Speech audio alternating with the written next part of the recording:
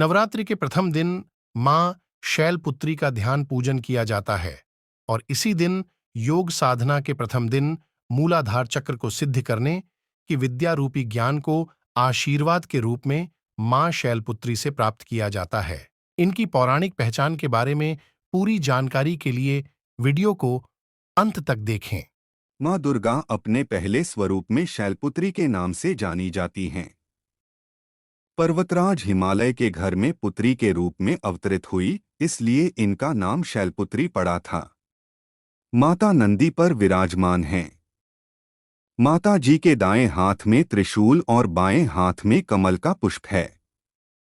पूरा वीडियो देखने के लिए लिंक कमेंट बॉक्स में है।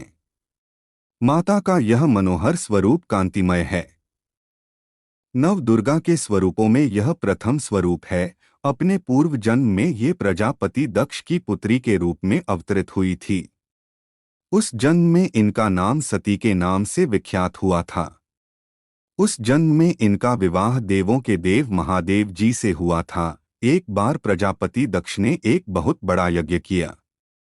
इसमें उन्होंने सारे देवताओं को अपना अपना यज्ञ भाग प्राप्त करने के लिए आमंत्रित किया, लेकिन अपने दामाद अथवा महादेव को उन्होंने इस यज्ञ में आमंत्रित नहीं किया।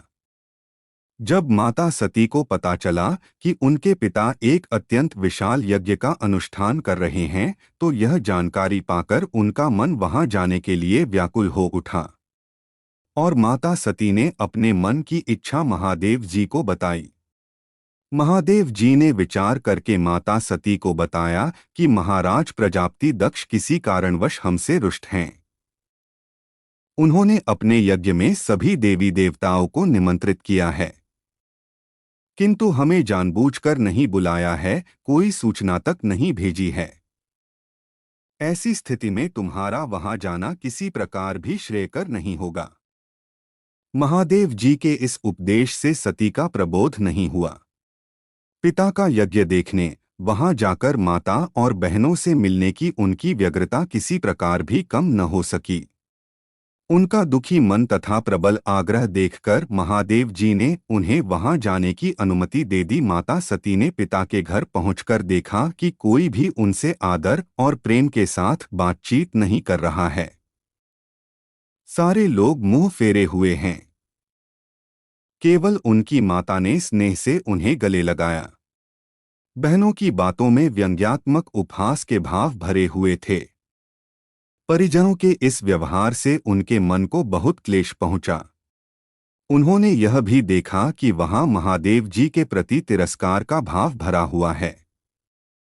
राजा दक्ष ने उनके प्रति कुछ अपमानजनक वचन भी कहे। यह सब देखकर सती का हृदय क्षोभ, ग्लानि और क्रोध से संतप्त हो उठा।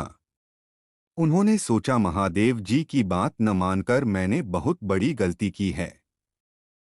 वह अपने पति महादेव के इस अपमान को सह न सकीं। उन्होंने अपने उस रूप को वहीं योगाग्नि द्वारा जलाकर भस्म कर दिया। वज्रपात के समान इस दारुण दुखद घटना को सुनकर महादेव जी ने क्रुद्ध होकर अपने गणों को भेजकर दक्ष के उस यज्ञ का पूर्णतः विध्वंस करा दिया। सती ने योगाग्नि द्वारा अपने शरीर को भस्म कर अगले जन्म में शैलराज हिमालय की पुत्री के रूप में जन्म लिया। इस बार वह शैलपुत्री नाम से विख्यात हुई। पार्वती, हेमवती भी उन्हीं के नाम हैं। उपनिषद की एक कथा के अनुसार इन्होंने हेमवती स्वरूप से देवताओं का गर्वभंजन किया था। शैलपुत्री देवी का विवाह भी महादेव जी से ही हुआ। पूर्वजन्म की भांति इस जन्म में भी वह महादेव की अर्धांगिनी बनी। नव दुर्गाओं में प्रथम शैलपुत्री दुर्गा का महत्व और शक्तियां अनंत हैं। नवरात्र पूजन में प्रथम दिवस इन्हीं की पूजा और उपासना की जाती है। इस प्रथम दिन की उपासना में योगी अपने मन को मूलाधार चक्र में स्थित करते हैं। यहीं से उनकी योग साधना का प्रारंभ होता है।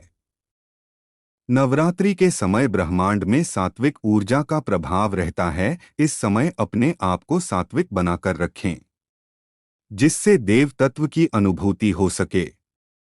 आपको यह वीडियो कैसा लगा मुझे कमेंट बॉक्स में ज़रूर बताएं